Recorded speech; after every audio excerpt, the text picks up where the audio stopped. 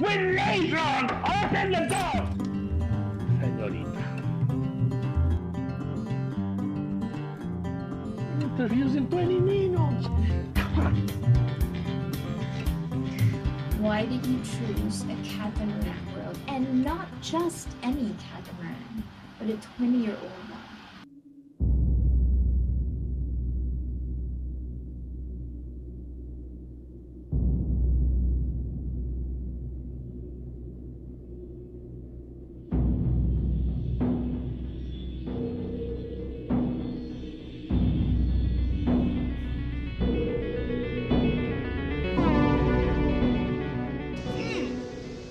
How do you like me now?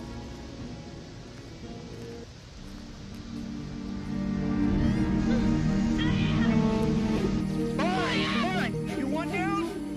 I'll get you down. Now, if that was just our bow, chicka, wow, wow.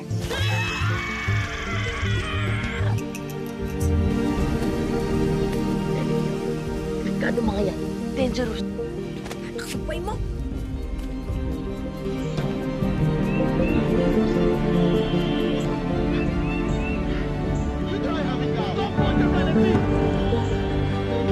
What happened? I had bang?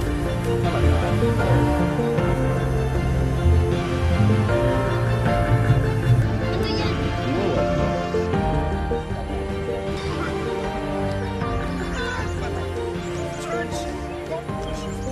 All the islands and all the Philippines and this French fruit has got to land on mine. And in case you have noticed, there's no Prozac on this island! Welcome back to Philippines Uncut. I'm Buddy Conana. Tonight's topic is filmmaking in the Philippines. And joining us still is director, producer, actor, and novelist, Puting Pinoy, Santiago Santi Larrauri. Santi, welcome back to our third and final segment. Thank you again. Nice to have you here. Okay, that video we saw Yeah. a few moments ago was a teaser Yeah. of your First Third Eye movie, Productions. yeah. For Third Eye, our first project for Third Eye Productions. Your first project, full-length feature. Full-length feature, yeah. And it's called Isla. Yeah. Now, what is it about? Looks very interesting and intriguing. We set it in Typhoon Haiyan, 2013.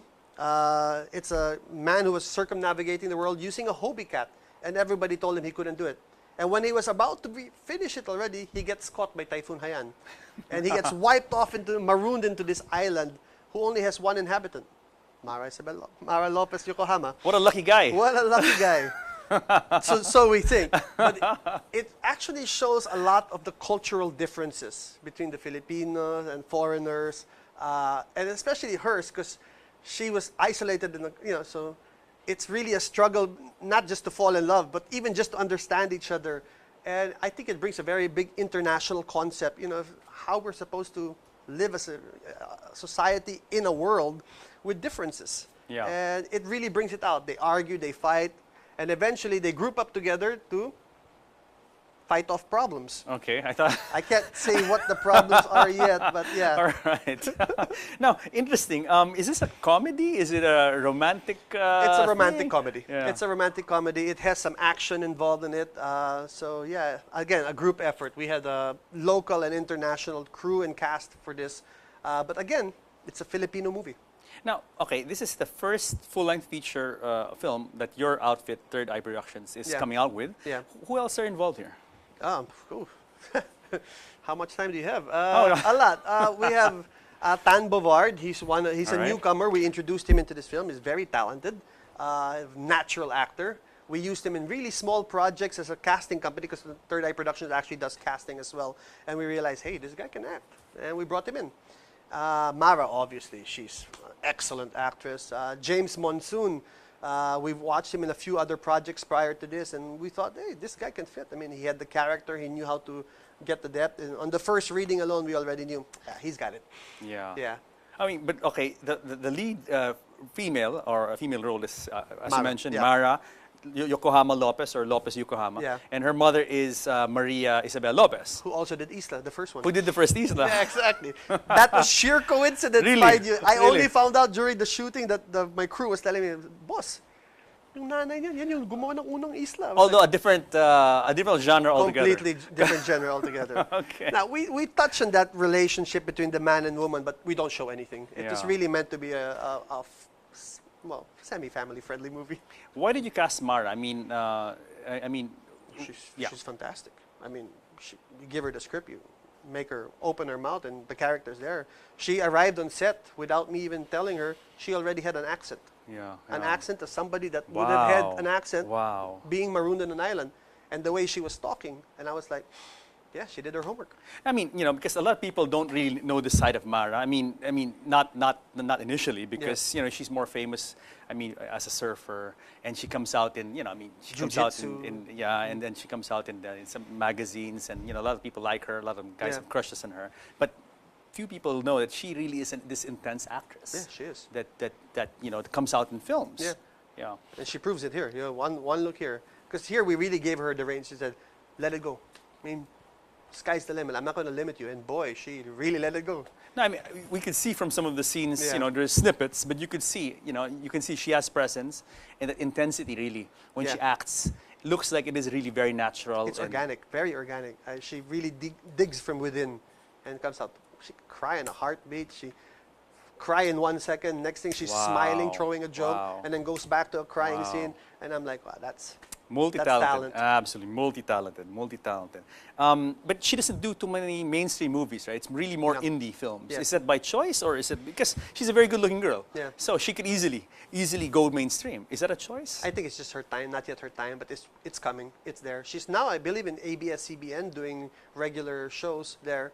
I think that's will be her stepping Yeah, stone. yeah. But acting-wise, oh my God. I mean, it's good because she's a very good-looking girl, and if she brings that talent to mainstream, Yeah. and I think that correct me if I'm wrong, Santiago Larrauri, that locally, when you look at mainstream, there is a lot to be desired, or Yeah. there is that lack of really deep. It drops a few intense- notches. It does drop a few notches, which is why your old man probably didn't like it in the first place. Yeah. But to have someone like Mara go there now, segue to that mainstream, and really make a mark, I think would really help your business, no? I'm sure it would.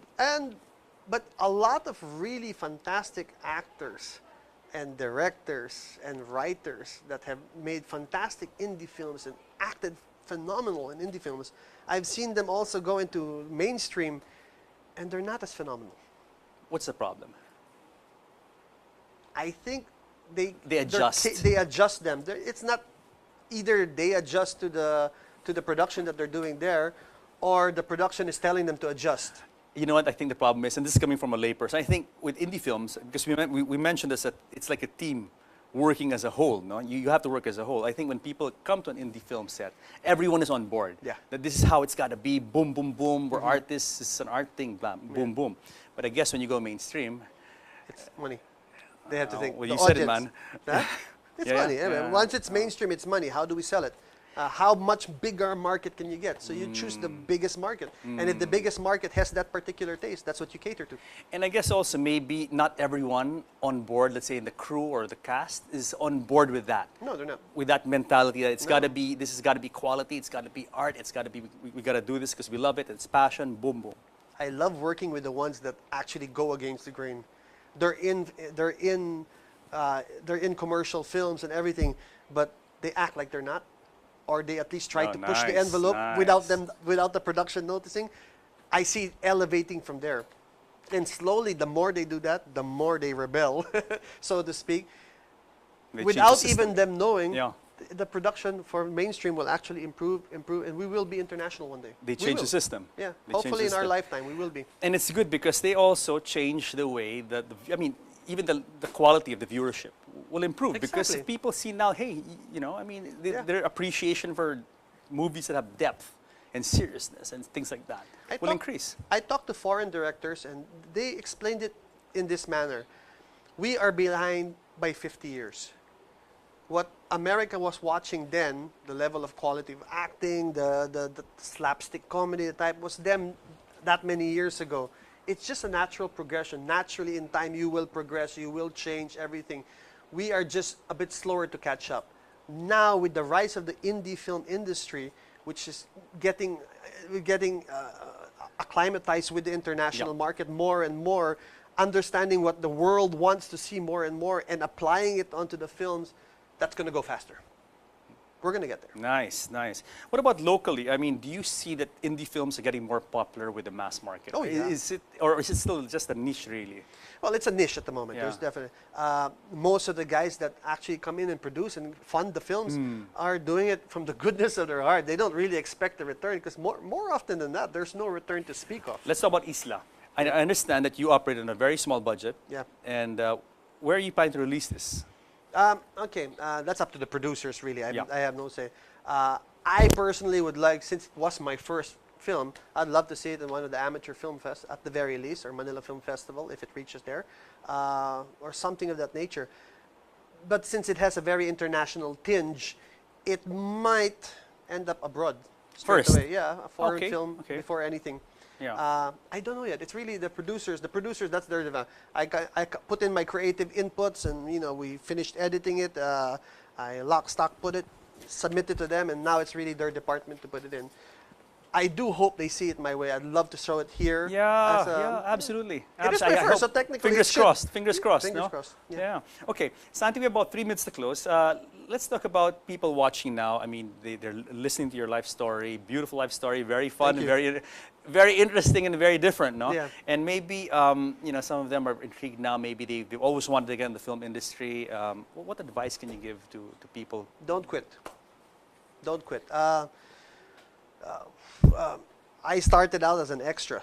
Yeah, Dead Body #1, Dead Body Let's number mention the 17. movies. You were in Platoon. Yeah, Born on the 4th of yeah. July, Hamburger Hill, all these One of my Hollywood- first war movies. One of my first war movies. Give you an idea. One of my first war movies, which was probably my second movie ever. And I arrived on set. I was late, so I was with the cleanest uniform, and I arrived with these 50 guys in the province, and they were all dirty, haggard. They'd been there 1 week ahead of me. And the director, a famous director, I can't mention the name, comes saying, "You come here," and I was like, "That's it. I'm gonna be a star." And he goes, "You get some mud from the floor, puts it in my face. You're too clean. Lie down there. Dead Body 15." That was my introduction to the world of movies. Yeah, next time I watch Platoon or Born on the 4th of July, I will look at the dead body. So Yeah, look at that. That's that kind of probably- looks like Santi right there. In the crater, with 50 Probably dead bodies. one leg sticking out of the dead pile. No, but it is difficult. It is difficult business to be in, and bravo to you. I mean, hats off to you, Thank you. for being this and for really going such a long way, really, from where you started as a dead body. Yeah, Now, I'm alive. it's a difficult business. What satisfaction do you get from all this? Well, like every artist, you see your work done. You see it in fruition. You see it grow from what it was to what it is. As you get further into the industry, back to the topic of what advice I can give them, as you get further into the industry, you have more say. The moment you gain more experience, you have more say in what you have to do. And eventually, if you've really grown enough experience and you take enough risks, because it's really a lot of risk, I can't tell you how much money I've lost making films, making projects. I haven't recovered even a portion of it back yet. But the satisfaction of being able to have the creative license to do what you want to do, there's no price tag on that. Absolutely. Yeah. So maarte ka. Yeah. Okay, Santi, before we go, any last words for the viewers? Don't stop dreaming, guys. Just keep working at it. You'll get it eventually.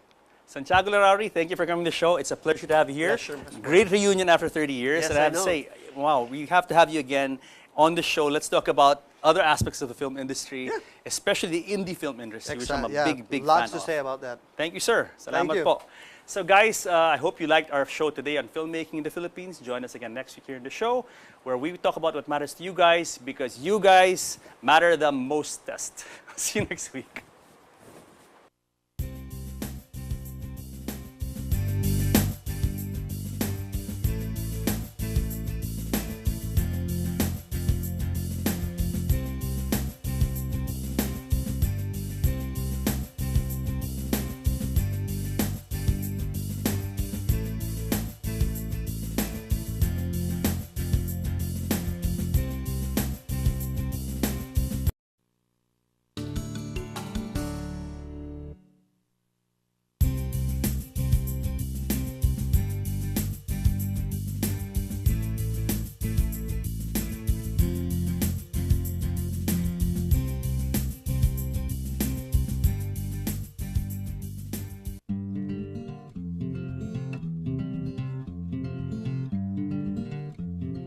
When Natron opened the door! Señorita. You have noticed there's no Prozac on this island! Welcome back to Philippines Uncut. I'm Buddy Conana. Tonight's topic is filmmaking in the Philippines. And joining us still is director, producer, actor, and novelist, Puting Pinoy, Santiago Santi Larauri. Santi, welcome back to our third and final segment. Thank you again. Nice to have you here. Okay, that video we saw Yeah. a few moments ago was a teaser Yeah. of your First Third Eye movie, Productions. yeah. For Third Eye. How do you like me now?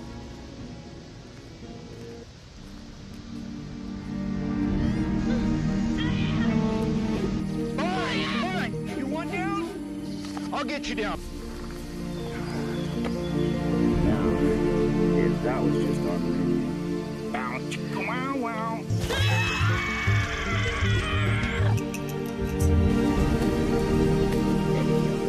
Delikado mga yan. Dangerous. Nakasabay mo. They're using 20 needles. Why did you choose a catamaran world? And not just any catamaran, but a 20-year-old